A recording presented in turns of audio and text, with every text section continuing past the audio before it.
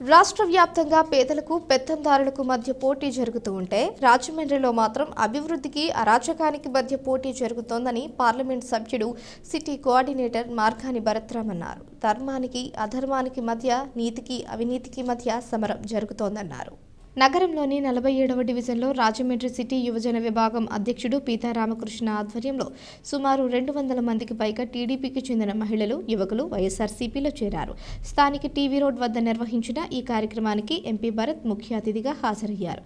వైఎస్ఆర్ కాంగ్రెస్ పార్టీలో చేరిన ప్రతి ఒక్కరికి పార్టీ కండువా కప్పి సాదరంగా ఆహ్వానించారు. ఇళ్ల ప్రసాద్, తోనంగి కాశీ, చిన్నామిత్ర బృందం పెద్ద ఎత్తున వైఎస్ఆర్సీపీలో చేరారు.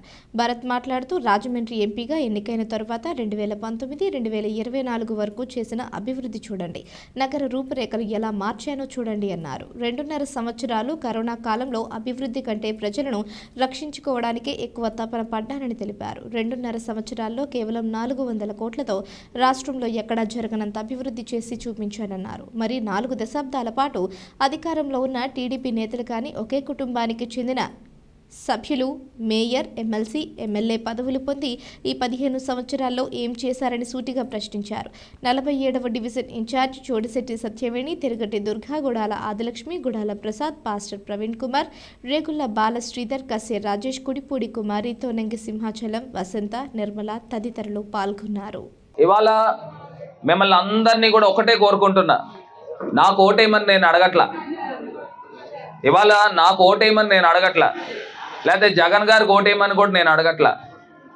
మన రాజమండ్రి అభివృద్ధి చెందింది అని అంటే అభివృద్ధికి ఓటేయమని మిమ్మల్ని అందరినీ కూడా అడుగుతా ఉన్నా. మీ ఇంటికి సంక్షేమ కార్యక్రమాలు వాలంటీర్ తీసుకుని వచ్చి మీ ఇంటికి ఇస్తున్నారు అని అంటే సంక్షేమానికి ఓటేయమని అడుగుతా ఉన్నా. మరి ఇవాళ మనం గతంలో రాజమండ్రి ఎప్పుడైనా చూసామమ్మా? రూపురేఖలు మార్చాం.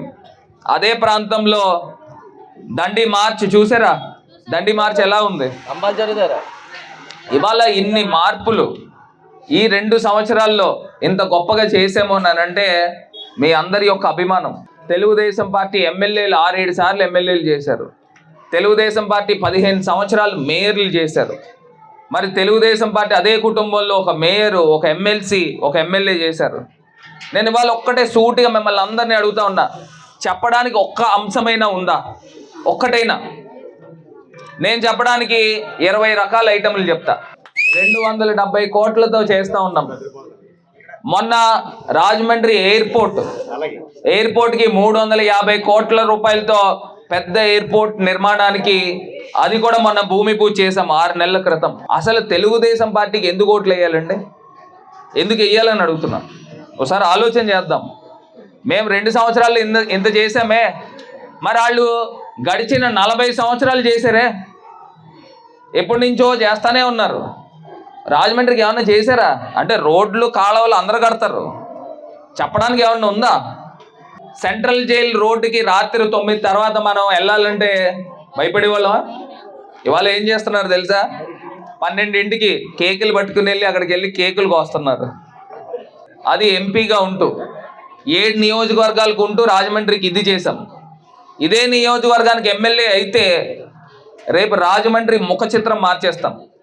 మనకున్న తెలివితేటల్లో, నాకున్న చిత్తశుద్ధిలో కనీసం 10% కూడా లేదు. నేను ఇవాళ గర్వంగా చెప్తున్నా. ఏం చేశారనంటే వాళ్ళు ఎమ్మెల్యేని చూసారా? పోనీ గత ఎంపీ మురళీమోహన్ గారిని చూసారా? మరి ఎందుకు ఓట్లు వేయాలని అడుగుతున్నా.